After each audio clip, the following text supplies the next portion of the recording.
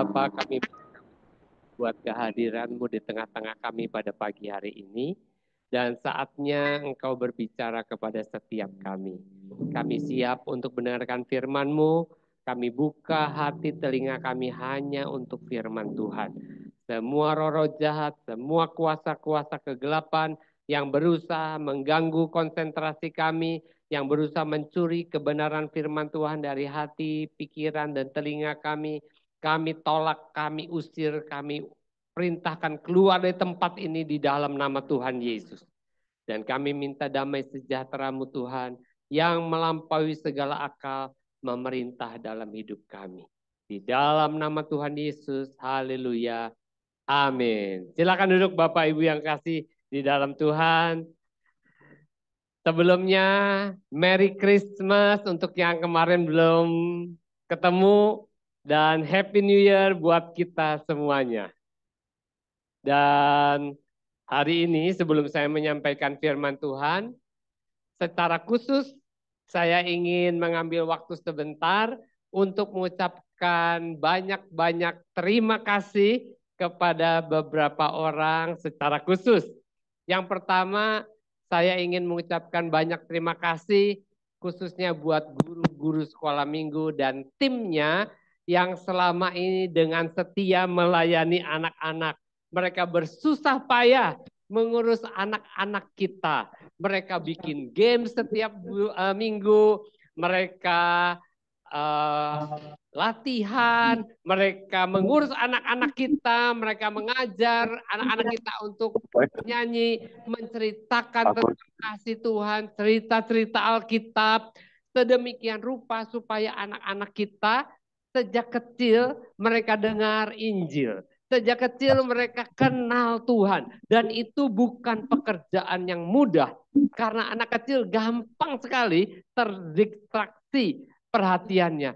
Dan itu perlu kerja keras. Kalau bukan karena mereka, kita juga tidak bisa duduk tenang di sini. Ya, anak-anak bisa ganggu kita. Tapi mereka dengan susah payah menjaga anak-anak kita di sana. Ada yang muntah, ada yang berantem, ada yang BAB, ya, ada yang nangis, ya macam-macam semua. Tapi kita semua nggak tahu apa yang mereka lakukan. Yang kita tahu semua kita tahu beres, ya. Kita ada di sini, kita menikmati semuanya. Oleh sebab itu kita perlu mengucapkan banyak terima kasih. Kita perlu beri apresiasi sama mereka. Mereka banyak yang tidak bisa ikut ibadah langsung onsite. Mereka harus dengerin lewat YouTube setiap minggu. Jadi itulah pengorbanan mereka. Kadang-kadang YouTube-nya gagal tayang juga beberapa kali, ya. Jadi mereka dengerin yang lain. Nah, yang kedua, saya mau mengucapkan banyak terima kasih kepada WL, singer, para pemain musik yang juga setia setiap minggu melayani kita. Mereka, saudara, hujan, panas, tetap datang untuk latihan. Ya, mereka tidak sekedar tampil dan latihan hari Minggu, mereka di hari lain juga datang sini. Pulang kantor, capek, kadang-kadang kehujanan, lapar, belum makan, mereka tetap latihan. Kenapa? Karena mereka ingin melayani kita semua di hari Minggu dengan yang terbaik. Kita perlu kasih apresiasi sama mereka. Kemudian untuk petugas asyir. Petugas asyir itu yang menyambut saudara. Karena saudara, mereka harus datang lebih pagi. Karena saudara, mereka tidak sekedar berpakaian, yang bertugas harus berpakaian lebih pantas. Dan mereka akan melayani saudara. Apapun yang saudara butuhkan, saudara bisa datang sama asyir dan mereka yang akan menolong saudara. Keempat, untuk para petugas multimedia dan sound system. Petugas multimedia dan sound system, saudara, itu tidak pernah dipuji orang. Kalau semuanya berjalan lancar, nggak pernah dipuji orang. Tapi kalau begitu macet, ya semua mata lihat ke belakang, lalu bilang nggak becus nih orang. Padahal kalau saudara mau tahu, seringkali ya masalahnya itu bukan di orangnya. di peralatannya. Bukan salah mereka, salah alatnya, tapi orang semua melotot sama mereka. Ya, kita perlu beri apresiasi buat mereka ya. Ya. Kemudian petugas lighting dan zoom. Ya. Karena mereka, saudara bisa lihat lighting yang bagus, kemudian zoom bisa ditayangkan sehingga mereka yang mau lihat lagi, mau dengar lagi, mereka bisa. Kalau tidak, bisa bayangkan kita yang nggak bisa hadir, nggak bisa ikutin secara Zoom. Dan kalau tidak ada Zoom, kita mau review lagi nggak bisa. Dan itu karena jasanya mereka. Kemudian koordinator ibadah. Ya, orang-orang ini dia memastikan semua peralatan berjalan dengan baik pada hari pada hari Minggu. Dia nyalain AC, parfum, sound system, mic, diganti semua, baterai nyala, apa semuanya itu koordinator ibadah. Kita perlu kasih apresiasi buat dia. Dan yang saudara tidak boleh lupakan itu adalah orang-orang yang membersihkan gedung ini. Mereka membersihkan gedung ini dari hari Sabtu, bukan hari Minggu. Dan sesudah hari Minggu mereka perlu beres-beres lagi. Sehingga saudara ketika masuk ke sini, kondisinya nyaman. Udah bersih semuanya, sudah rapi semuanya. Dia yang mereka nyusun kursi, mereka yang sediakan snack. Sehingga saudara bisa beribadah dengan nyaman. Itu sebabnya kalau saudara pulang ibadah, kalau lihat ada bungkus permen, ada kotoran, saudara makan dan minum ada yang jatuh.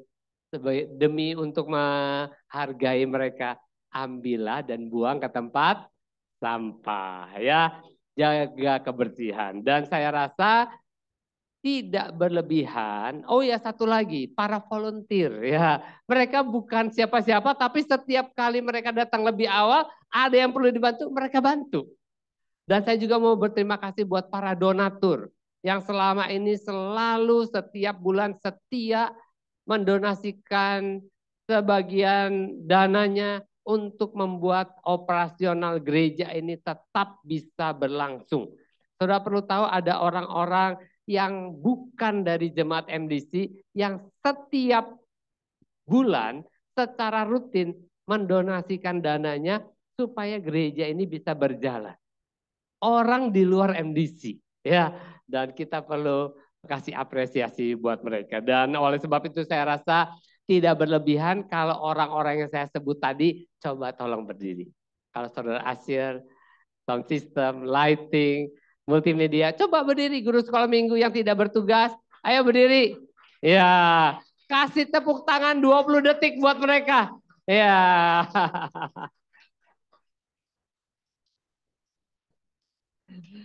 Oke, silakan duduk. Kita masih membutuhkan banyak guru-guru sekolah minggu terutama. Kenapa? Karena saya sangat prihatin kalau mereka itu sudah berjerih lelah, paling berjerih lelah, tapi mereka tidak bisa ada libur untuk duduk di sini ikut ibadah. Itu sebabnya saya berharap kalau ada saudara yang terbeban untuk melayani guru sekolah minggu, saudara bisa daftarkan diri saudara kepada saudara Toto, koordinator ibadah, supaya nanti bisa diatur bagaimana saudara bisa melayani dengan baik. Nah, pagi hari ini adalah pagi pertama kita bersama-sama di tahun 2023 ini. Artinya apa? Artinya kita semua yang ada di tempat ini, kita sama-sama baru saja melewati tahun 2022. Dan tentu ada banyak suka dan duka juga yang kita lewati di tahun 2022 ini. Dan bagi banyak orang, tahun 2022 memang bukan tahun yang mudah. Bukan tahun yang mudah. Ada banyak persoalan, ada banyak masalah. Tapi apapun persoalannya, apapun masalahnya, sebesar apapun, ya kita pada akhirnya kita berhasil melewati tahun 2022, walaupun mungkin masalah-masalah masih ada yang tersisa, belum selesai, tetapi itu artinya apa? Artinya kita sudah berhasil melewati tahun 2022 dan persoalan-persoalan masalah yang belum selesai, itu kita masih punya kesempatan. Punya kesempatan untuk menyelesaikannya, untuk mengerjakannya dengan cara yang lebih baik di tahun 2023 ini. Tentu ada banyak keberhasilan, tapi tidak sedikit kegagalan. Tapi seperti khotbah saya minggu lalu, tanggal 25, saya kepingin setiap kita tahun 2023 ini fokus pada kebaikan Tuhan saja. Kita mau fokus kepada janji-janji Tuhan. Mata kita mau arahkan kepada Tuhan. Tuhan yang adalah terang dunia akan menyertai kita di sepanjang tahun 2023 yang katanya gelap. Kata siapa gelap? Kata orang yang tidak bawa penerangan. Tapi buat kita yang bawa penerangan, tahun 2023 tidak ada istilah tahun yang gelap. Kalau saudara tidak mau berjalan dalam gelap, saudara mau berjalan di dalam terang, caranya gimana? Pastikan saudara bawa penerangan. Dan Yesus adalah terang dunia. Dia yang akan menerangi jalan-jalan kita. Sehingga kita tidak akan pernah berjalan di dalam kegelapan. Kenapa? Karena dia tidak pernah padam. Dia sumber terang itu. Dan Yesus berkata di dalam Yohanes 8 ayat 12, saya bacakan buat kita. Maka Yesus berkata pula kepada orang banyak, katanya, akulah terang dunia. Barang siapa mengikut aku, ia tidak akan berjalan di dalam kegelapan, melainkan ia akan mempunyai terang hidup. Jadi menurut ayat ini dikatakan kalau kita tidak mau berjalan di dalam kegelapan, maka kita harus mengikut Yesus. Mengikut Yesus itu bukan sekedar jadi orang Kristen. Bukan sekedar terima Yesus di dalam hati. Tapi mengikuti dia. Bukan Yesus mengikuti kita kemana kita pergi, tapi kita harus mengikuti Yesus. Ya, sama seperti kalau kita berjalan di malam hari. Saya tinggal di Malang. Saya tinggal di Malang, satu perumahan sama Yobel. Ya. Nah, di belakang perumahan komplek tempat kita tinggal, itu ada beberapa gedung yang biasa dipakai untuk tempat pesta, entah pernikahan, entah apa saja pesta ulang tahunnya. Dan karena tempatnya agak di belakang dan jalannya sedikit berbelok-belok, setiap ada orang yang bikin pesta di sana, mereka itu selalu kasih lilin-lilin dari gerbang masuk perumahan, itu ada lilin di sepanjang kanan dan kiri jalan yang sangat mencolok karena lilin itu nyala. Biasanya pakai botol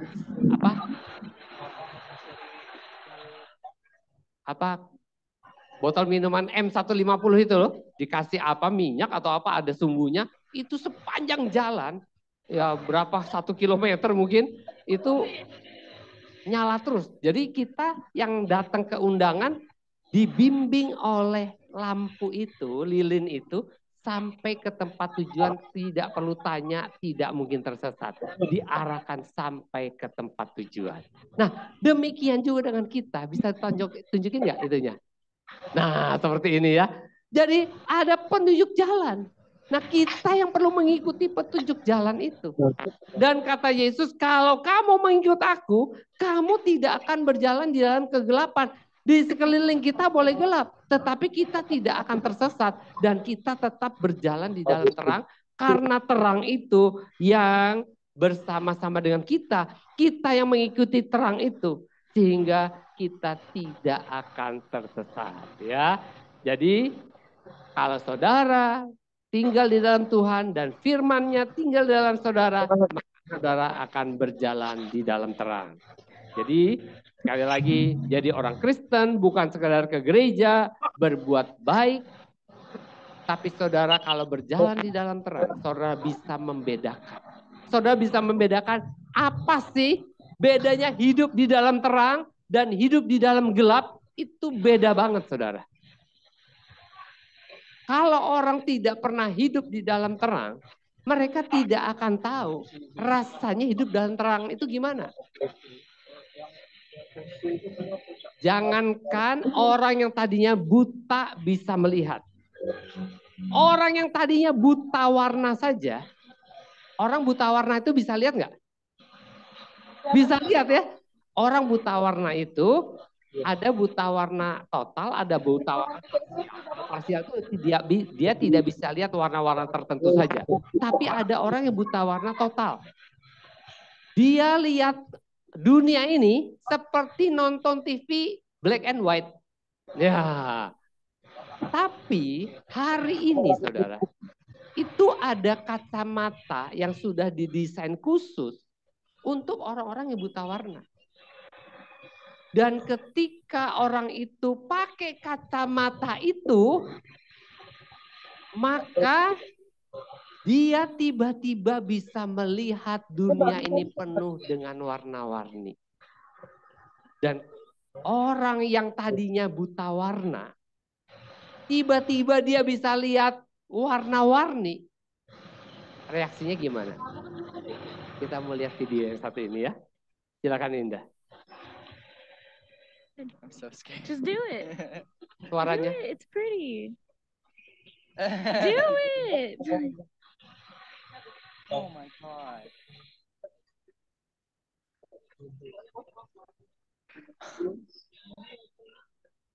It's so pretty. Don't cry. I can't. My eyes are dry. Just do it. Do it. It's pretty. Do it. Tiba-tiba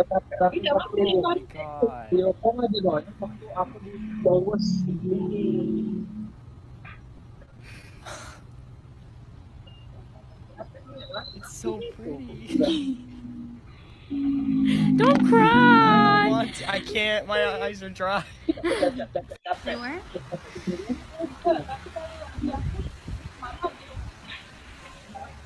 What do you see? You okay?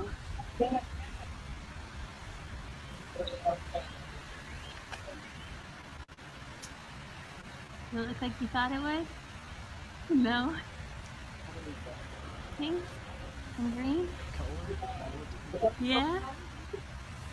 Itu nggak bisa ngomong. They work?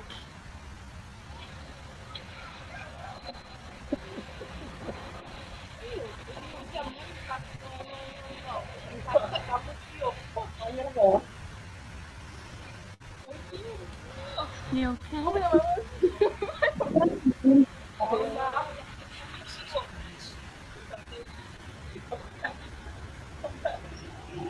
Does it look like you thought it was? No. Pink and green?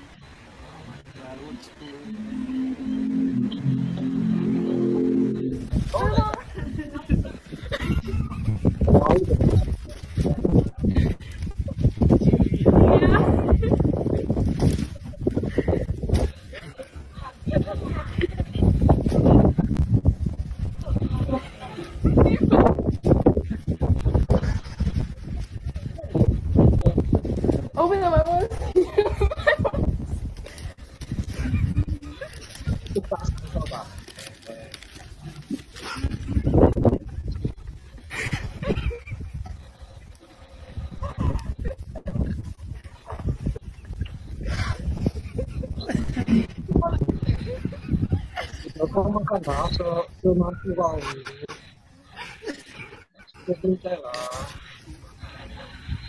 Put them on.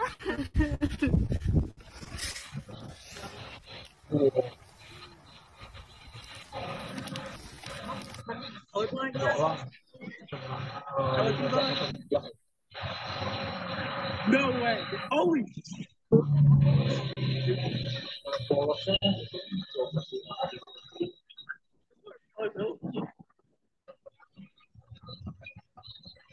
ready? Happy birthday, baby.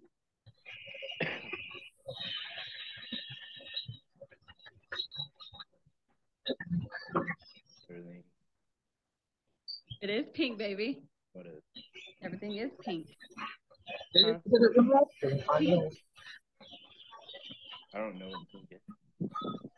What color is your mom's shirt? There's a pink. There is a rainbow. Oh my gosh.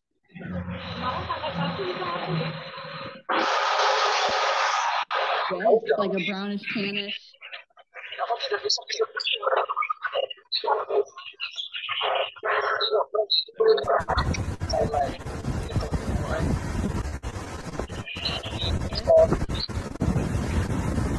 Yes.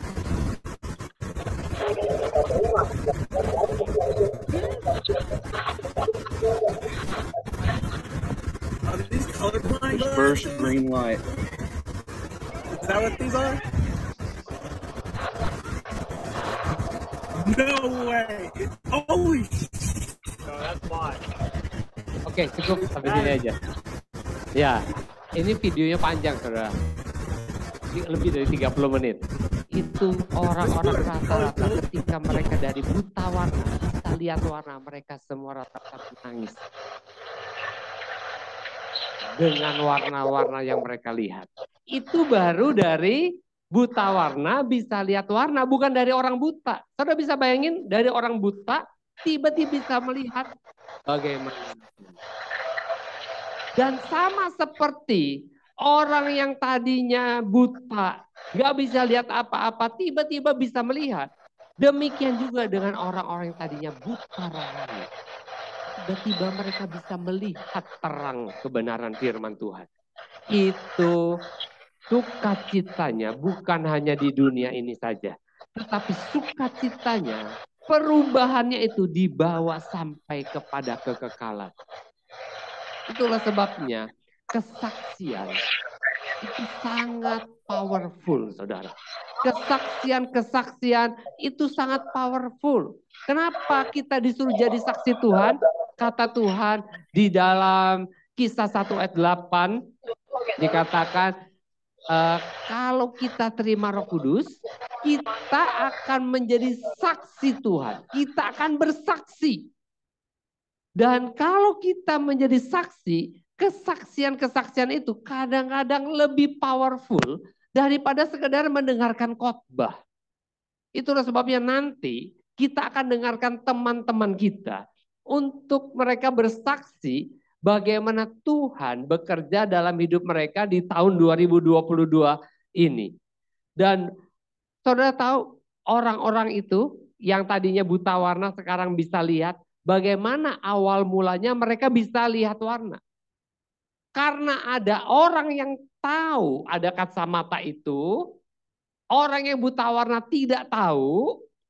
Dan hampir semua bukan mereka datang ke toko beli.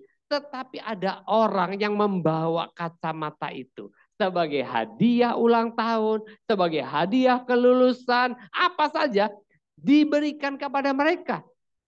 Dan mereka pakai, dan sejak itu ada anak kecil yang bilang, aku mau pakai kacamata ini selamanya mami. Katanya gitu ya. Kenapa? Karena sekarang dia bisa melihat warna-warni.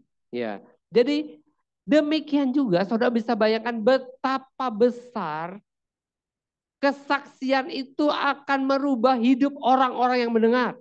Makanya kenapa kita disuruh bersaksi. Dan bersaksi itu, nanti ada yang saksi di sini, ada beberapa orang. Bersaksi itu bukan hanya di gereja. Kesaksian itu harus jadi gaya hidup kita. Setiap ada kesempatan ketemu dengan siapapun, kita perlu menceritakan kasih Tuhan.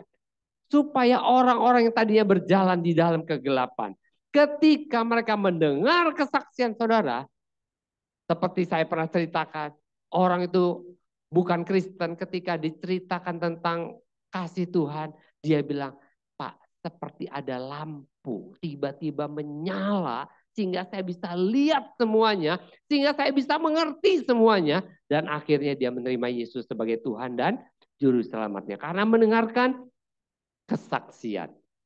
Saya akan bacakan satu ayat di dalam Yohanes 4 ayat 6 sampai 39, tapi saya nggak baca ayat semua, saya hanya baca ayat 39-nya. Dikatakan, dan banyak orang Samaria dari kota itu, dari satu kota ada banyak orang telah menjadi percaya kepada Yesus karena perkataan seorang perempuan, dan perempuan ini adalah seorang perempuan yang sudah menikah 5 kali dan sekarang sedang kumpul kebo dengan pria, bukan kumpul kebo sama kebo ya, kumpul sama pria yang keenam, yang bukan suaminya. Dan dikatakan karena perkataan perempuan itu yang bersaksi. Perempuan itu bersaksi. Apa? Ia mengatakan kepadaku segala sesuatu yang telah kuperbuat. Banyak orang ketika disuruh bersaksi, alasannya, Pak, saya belum sempurna. Saya masih banyak ini dan itu. Saya masih banyak dosanya. Saya masih ini, saya masih itu. Banyak alasannya. Perempuan ini saya mau tanya, apa yang dia sudah alami dalam hidupnya? Apa yang dia sudah alami? Perempuan ini lagi ngambil air di sumur sendirian. Ketemu Yesus di tepi sumur. Dan ngomong-ngomong sama Yesus. Begitu selesai ngomong-ngomong dia tahu ini Mesias. Langsung. Bukan tunggu berubah dulu, baik dulu, dibaptis dulu. Enggak. Dia langsung lari ke kotanya, bukan ke desanya ya. Ke kotanya. Dan semua orang yang dia jumpai, dia cerita. Dan satu kota, Alkitab berkata, seluruh penduduk kota itu datang menemui Yesus. Dan penduduk ini bilang begini, sekarang kami percaya kepada Yesus, bukan karena perkataanmu lagi, tapi karena mereka sudah berjumpa sendiri dengan Yesus. Tapi awal mulanya karena wanita ini. Satu kota. Jadi kesaksian, bersaksi, jangan tunggu kita berubah dulu. Kalau kita sudah tahu kebenaran, kita perlu ceritakan kepada orang lain. Sambil kita juga sama-sama berubah.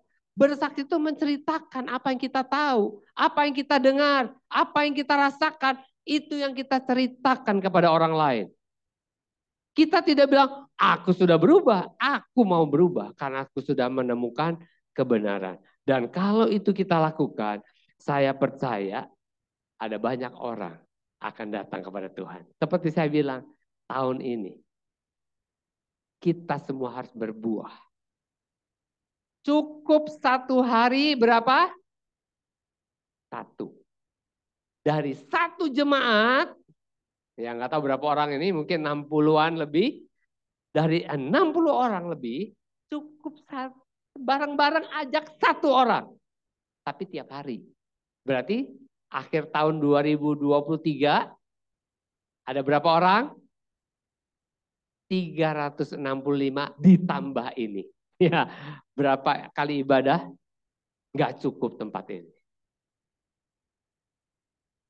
Jadi tahun ini kita mau hidup, jadikan bersaksi menjadi sebuah gaya hidup kita. Dimanapun kita berada, ketemu siapapun, cari kesempatan. Berdoa, Tuhan, buka jalan, aku mau bersaksi. Saya lakukan itu berkali-kali. Di bis, naik beca, naik mikrolet, apa saja. Saya selalu berdoa, Tuhan, buka jalan, saya kepingin bersaksi sama orang ini. Dan pembicaraan bisa berjalan sedemikian rupa sampai saya bisa menyaksikan kasih Tuhan. Jadi bersaksi itu bukan memaksa orang jadi Kristen, bukan. Bersaksi itu menceritakan betapa baiknya Tuhan, betapa besarnya Tuhan, betapa Dia sudah berkorban mati buat saya, bukan buat kamu, buat saya. Tapi itu berlaku juga buat kamu kalau kamu mau. Dan kalau orang itu mendengar dan menangkap berita itu, maka dia akan diselamatkan. Oke? Nah, saya tidak panjangkan karena waktunya mepet. Karena kita mulai tadi jam 10, kita akan makan siang nanti sama-sama. saya mau akhiri firman Tuhan ini dengan berdoa bersama-sama dan saya akan serahkan kepada Diana untuk memimpin orang-orang yang akan bersaksi. Mari kita berdoa. Bapa di surga, kami mengucap syukur. Karena kasih setiamu kami boleh ada sebagaimana kami ada hari ini. Dan hari ini di awal tahun 2023 ini, Tuhan kami mau mendengarkan teman-teman kami menyaksikan betapa Engkau sungguh amat baik. Betapa Engkau sudah memberkati mereka, mempercayai mereka, menolong mereka, melindungi mereka. Kami serahkan setiap orang yang akan bersaksi ke dalam tangan Tuhan. Dan Tuhan yang mengurapi setiap kesaksian menjadi berkat buat kami semua. Di dalam nama Tuhan Yesus, haleluya, amin. Silakan, Diana.